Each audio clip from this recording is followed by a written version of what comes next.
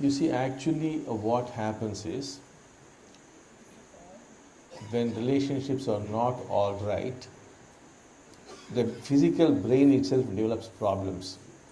And if we do a brain scan, we can actually see this as some dots, some lines on the brain. And when relationships are healed, you'll find these marks disappear from the physical brain. Now, the brain is so designed that it should be able to transmit signals to other brains and receive signals.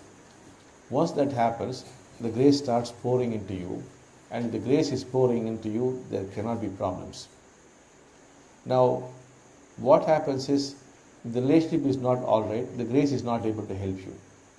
So the moment you set right this relationship, you will find actually the brain changing physically and the grace starts pouring in. So without grace, what could you do?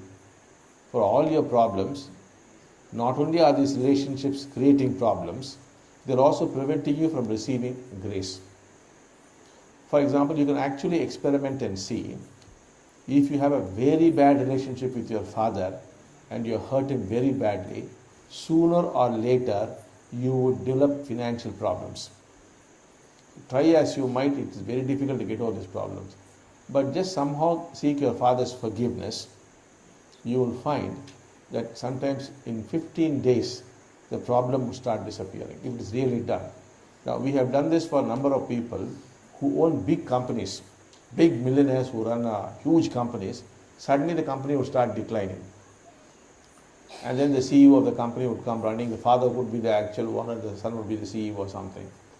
And then very often you would trace it back to some kind of hurt caused to the father by the boy.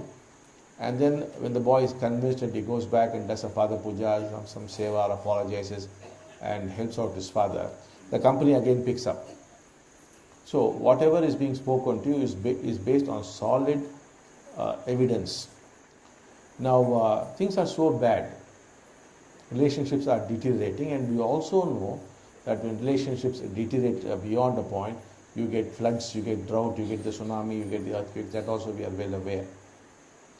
So all things are connected like that, and they ultimately go to relationships.